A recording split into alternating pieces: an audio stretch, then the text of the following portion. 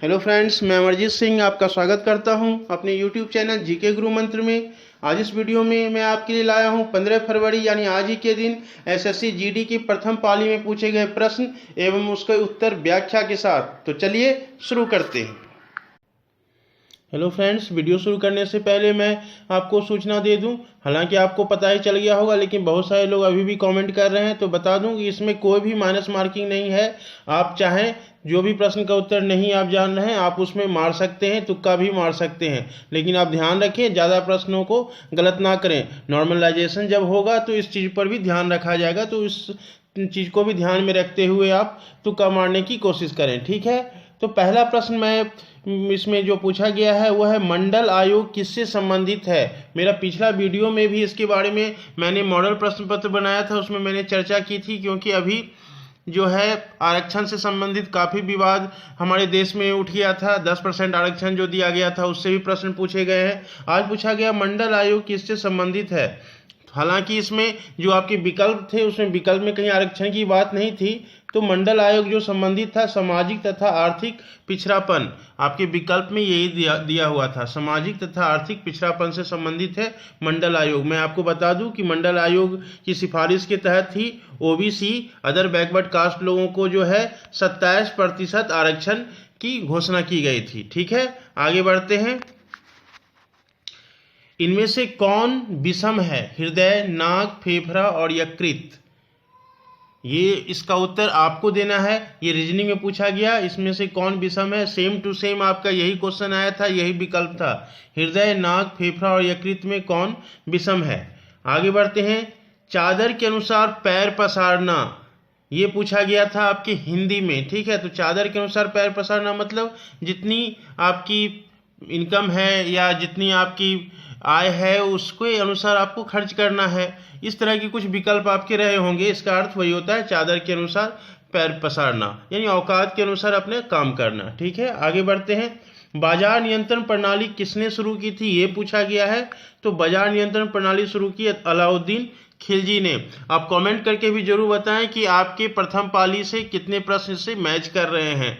आप जरूर करके बताएं ताकि दूसरों को इसकी सत्यता पर यकीन हो, क्योंकि और मैं जो है इसका कमेंट सेक्शन का डिसेबल्ड मेरा नहीं रहता है। आप कमेंट करके बता सकते हैं, ठीक है। ऐसा नहीं कि मैं वीडियो बना दिया कमेंट को डिसेबल्ड कर दिया, अब आप कुछ कमेंट कर ही नहीं पाए। तो कमेंट करके जरूर बताएं कि आपके कितने प्रश्न इसमें सही हुए हैं, ताकि जो नए लोग हमारे चैनल पे आएँ उनको लगे कि ऑथेंटिक चीज़ बताया जा रहा है, ठीक है। आगे बढ़ते हैं। सिरसा का मकबरा पूछा गया है, तो सासाराम में है, बिहार की सासाराम में है सिरसा का मकबरा। इंडोनेशिया मास्टर्स बैडमिंटन 2019 का महिला एकल खिताब किसने जीता? तो साइना नेहवाल ने जीता है। इनकी प्रतिद्वंदी जो थी वो फाइनल में चोटिल हो जाने के कारण बाहर हो गई, जिसके कारण साइना नेहवाल को ये खिताब मिला था। एक और रिक्वेस्ट है आप लोगों से कि आप जब परीक्षा दे के आएँ तो जरूर हमारे व्हाट्सएप नंबर पे आप प्रश्नों को भेजें ताकि दूसरे लोगों को भी सहायता मिल सके। हमारा व्हाट्सएप नंबर है 7873375758। आपको याद रखने में भी दिक्कत नहीं होगी। 7873375758। इस पे आप जरूर जितना प्रश्न आपको याद रहे आप जरूर भेज दें। आगे बढ़ते हैं। मायोपिया नेत्र रोग किस लेंस से संबंधित है? किस लेंस से संबंधित है मतलब मायोपिया में कौन सा नेत्र ये लेंस को प्रयोग किया जाता है। मायोपिया मतलब निकट दृष्टि दोष। निकट दृष्टि दोष मतलब जिसमें निकट दूर की वस्तु दिखाई नहीं पड़ती है, उसमें निकट की वस्तु ही केवल दिखाई पड़ती है, ठीक है। तो इसमें अवतल लेंस का प्रयोग करते हैं। ठीक इसके उलट जो है दूरदृष्टि दोष, दूरदृष्टि दोष में क्या करेंगे? उत्तल लेंस का यूज करेंगे। निकट दृष्टि दोष में अवतल का यूज करेंगे। दूर दृष्टि दोष में क्या होता है? निकट की वस्तु नहीं दिखाई पड़ती है, और निकट दृष्टि दोष में क्या होता है? दूर की वस्तु दिखाई नहीं पड़ती है। एक और दृष्टि दोष होता है जरा दृष्टि दोष, ठीक है, जिसमें बाइफोकल लेंस का प्रयोग करते हैं। तो आप निश्चित रूप से ये जान लें, आगे की परीक्षाओं में इससे संबंधित प्रश्न पूछा जाएगा। कोणार्क मंदिर कहाँ है ये पूछा गया। तो कोणार्क मंदिर जो है उड़ीसा में है, एक ऐसा मंदिर जहाँ की पूजा नहीं होती है, ठीक है। कोणार्क मंदिर में पूजा नहीं होती है, ये सूर्य भगवान को समर्पित है। 26 जनवरी को किस देश के राष्ट्राध्यक्ष मुख्य अतिथि थे? ठीक है। तो दक्षिण अफ्रीका के राष्ट्रपति सिरिल रामाफोसा जो है 26 जनवरी 2019 के मुख्य अतिथि रहे हैं, ठीक है। आगे बढ़ते हैं। मंदिर के मुख्य भाग को क्या कहा जाता है? तो मंदिर के मुख्य भाग को जो है आपके जो विकल्प में थे, गर्भगृह थे, गोपुरम थे, इससे संबंधित मंडप, इस तरह के विकल्प थे। तो गोपुरम जो है दक्षिण भारत के जो मंदिरों को देखिएगा तो उसका मुख्य भाग काफ़ी आकर्षक बनाया जाता है, ठीक है। तो उसी को गोपुरम कहते हैं। तो मंदिर के मुख्य भाग को गोपुरम कहते हैं। हालांकि मंदिर का मुख्य भाग गर्भगृह भी होता है, जिसमें कि भगवान को प्रतिस्थापित किया जाता है, लेकिन वो यहाँ जो आपके जो प्रश्न थे उसके अनुसार गोपुरम ही आपका उत्तर होगा। दो राज्यों की विवाद का निष्पादन कौन करता है? तो यहाँ न्यायालय, जब भी दो राज्यों के बीच विवाद होता है तो उच्चतम न्यायालय ही उसका निष्पादन करता है। आगे बढ़ते हैं। द्वैध शासन प्रणाली कब लागू की गई? तो 1919 में द्वैध शासन प्रणाली लागू की गई। निम्न में से किस शहर में कुंभ मेला लगता है? ठीक है, आपके जो विकल्प थे यही थे विकल्प, एक दो इधर उधर हो सकते हैं, लेकिन तीन जो उसमें जगह थे वो यूपी से थे और एक जो है उज्जैन है। तो आपका उत्तर इसमें हो जाएगा उज्जैन। वाराणसी में भी कुंभ मेला नहीं होता है, मेरठ में भी नहीं, कानपुर में नहीं। उत्तर प्रदेश के केवल इलाहाबाद में कुंभ मेला का आयोजन होता है और यहाँ उज्जैन में होता है, ठीक है। तो आपका उत्तर यहाँ हो जाएगा उज्जैन। 14वां प्रश्न है, किस अनुसूची में भाषा को रखा गया है? कल भी ये प्रश्न पूछा गया था। 8वीं अनुसूची। महाराष्ट्र का लोक नृत्य पूछा गया है। तो लावनी जो है लोक नृत्य सबसे फेमस लोक नृत्य है महाराष्ट्र का। पाकिस्तान ने हाल ही में किस हिंदू मंदिर को राष्ट्रीय धरोहर घोषित किया है? पाकिस्तान ने राष्ट्रीय धरोहर घोषित किया है किस हिंदू मंदिर को? तो वह है पंज तीर्थ मंदिर। पंज तीर्थ मंदिर यहाँ ये महाभारत काल का मंदिर है, जिसमें कि 5 जो है तालाब थे, अब बहुत सारे तालाब नष्ट हो गए हैं, उसी को ये प्रमुख प्रश्न है। आगे की परीक्षाओं में भी पूछ सकता है। नरेंद्र मोदी ने हाल ही में किस इंजन रहित ट्रेन का उद्घाटन किया है? तो इंजन रहित ट्रेन का उद्घाटन जो किया है उसका नाम है ट्रेन 18। किसी हमारे मित्र ने ये भी भेजा कि इसका दूसरा नाम क्या हो गया है? तो इसका दूसरा नाम वंदे मातरम एक्सप्रेस हो गया है।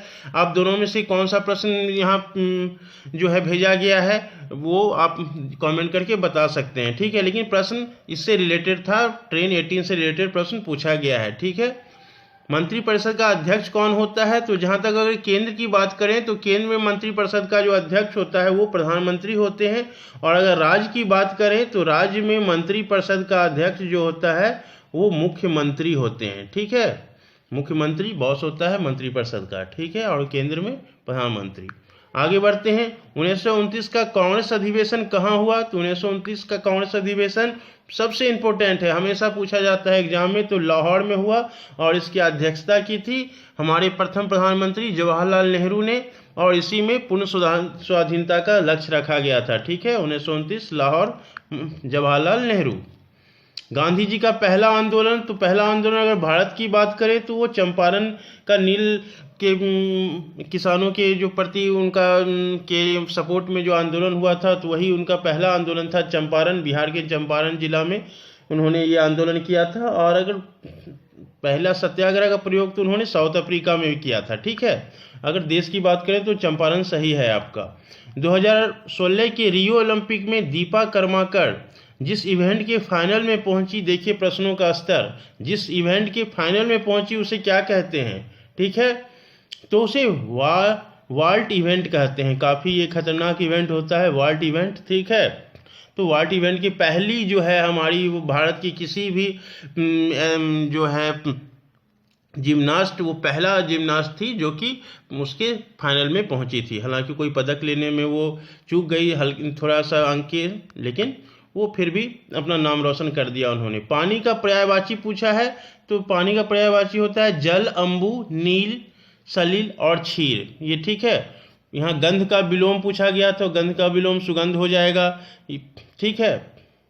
इस तरह के प्रश्न पूछे गए हैं। एक और प्रश्न है 15 × 3 + 7 - 11, ठीक है। इन दो चिन्हों को हटाने, इनमें से दो चिन्ह को ऐसा चिन्ह हटाना है जिससे आपका मान 26 हो जाएगा। ये रीजनिंग को मानिए या मैथ का प्रश्न मानिए, जो भी मानिए, ये प्रश्न आज पूछा गया है। 15 × 3 + 7 - 11, ठीक है। इसमें दो चिन्हों को हटाने पर इसका मान 26 हो जाएगा। मैं आपको बता दूं प्रश्नों की प्रकृति 100% यही थी। हाँ, ये हो सकता है डाटा इधर उधर हो सकता है, क्योंकि भेजने वाले की में हो सकता है थोड़ा त्रुटि, लेकिन प्रश्न आपका यही है।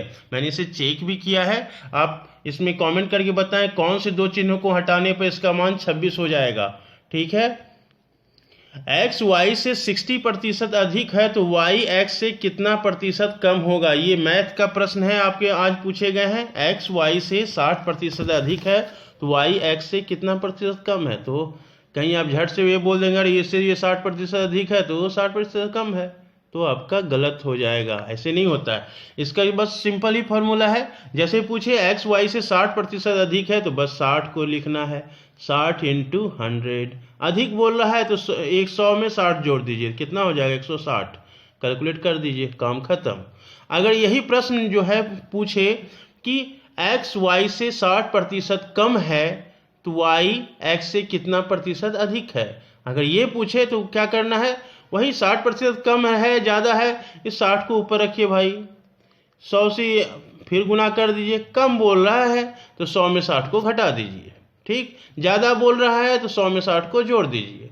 बस काम यही करना है। 100 में 60 से घटा देंगे, अगर इसके उलट प्रश्न रहे तो 40, इसके बाद कैलकुलेट करेंगे, ठीक है। फिर से बता दूं ये प्रश्न कैसे बनेगा। x y से 60% अधिक है तो 60 लिखेंगे, इंटू 100 करेंगे, बटे अधिक बोल रहा है तो 100 में 60 को जोड़ देंगे, हो जाएगा कहानी खत्म। ये अगर कम बोलेगा तो 100 में 60 को घटा देंगे, और कोई भी इसमें टेंशन की बात नहीं है, ठीक है। आगे बढ़ते हैं। गैट का परिवर्तित रूप क्या है? तो GATT general agreement on tariff and trade, पहले गैट चलता था, ठीक है। उसको गैट को 1995 में हटाकर WTO ने उसका स्थान ले लिया, वर्ल्ड ट्रेड ऑर्गेनाइजेशन, ठीक है। यही पूछा गया। किसे 2019 में अशोक चक्र मिला है? तो नजीर अहमद को जो है 2019 में अशोक चक्र मिला है। टेस्ट क्रिकेट में हैट्रिक विकेट लेने वाला पहला खिलाड़ी। अब सीधा ये प्रश्न भेज दिया गया। अब भारत के संदर्भ में पूछा गया कि पूरे वर्ल्ड के संदर्भ में पूछा गया, तो मैंने दोनों उत्तर दे दिया कि भारत के संदर्भ में अगर हो तो हरभजन सिंह पहले खिलाड़ी हैं, और अगर वर्ल्ड के संदर्भ में हो तो ऑस्ट्रेलिया के फ्रेड स्पोक 4th हैं। हमको कम ही लगता है कि वर्ल्ड के संदर्भ में पूछा होगा, भारत के संदर्भ में ही पूछा होगा, तो आपका उत्तर हो जाएगा हरभजन सिंह। पानी में नमक मिलाने पर क्वथनांक और हिमांक पर क्या प्रभाव पड़ेगा? ये पूछा गया है। तो पानी में नमक मिलाने पर उसका क्वथनांक बढ़ जाता है और हिमांक घट जाता है। इसलिए आप देखते होंगे कि ये कभी आपने अगर ध्यान दिया होगा तो आइसक्रीम की जो ट्रॉली जो हमारे घर में आइसक्रीम बेचने के लिए आते हैं, उसके चारों खाने में बर्फ भरा हुआ रहता है, उसमें नमक भी मिला दिया रहता है ताकि वो कम पिघले, धीरे से पिघले, ठीक है। ये याद रखने के लिए ये भी चीज़ आप दिमाग में रखिए। वृद्ध गंगा पूछा गया है, किसे कहते हैं? तो वृद्ध गंगा कहते हैं गोदावरी को। निम्न में से कौन सी बीमारी हवा से फैलती है? तो आपके विकल्प के अनुसार जो था वो टीबी ट्यूबरकुलोसिस जिसे कहते हैं, यक्षमा भी कहते हैं, क्षय रोग भी कहते हैं इसे, ठीक है, राज रोग भी कहा जाता था। तो कुछ भी कह लीजिए, ये बीमारी जो है हवा से फैलने वाली बीमारी है। और भी कुछ इसमें पूछे गए थे आपके, मैं आपको बता दूं थोड़ा। इसमें 18 जिस प्रकार 7 से संबंधित है, 9 किससे संबंधित होगा, ये पूछा गया है आपके रीजनिंग में। आसान प्रश्न है, 3, 5, 7, 11, 13 इस तरह के प्रश्न पूछे गए आगे की सीरीज। अब ये सब प्रश्न को मैं इसलिए नहीं शामिल किया। और जहाँ तक हिंदी की बात है तो आज बहुत ही आसान प्रश्न पूछे गए हिंदी में, आपको कोई टेंशन नहीं लेना है। मेरा सजेशन ये है कि आप करंट इवेंट्स और स्पोर्ट्स हिस्ट्री से प्रश्न अधिक पूछे जा रहे हैं। आज के शिफ्टों में जो है सबसे अधिक प्रश्न हिस्ट्री और बायोलॉजी से पूछे गए हैं, तो हिस्ट्री और बायोलॉजी पर ध्यान दें। और ये पॉलिटिकल साइंस को भी ना छोड़ें, 3 से 4 प्रश्न उससे भी आ ही रहे हैं। तो अगर आपको वीडियो अच्छा लगा तो जरूर लाइक करें, शेयर करें और कमेंट करना ना भूलें। मिलते हैं अगले वीडियो के साथ, और आप सबको बेस्ट ऑफ लक एग्जाम के लिए। धन्यवाद।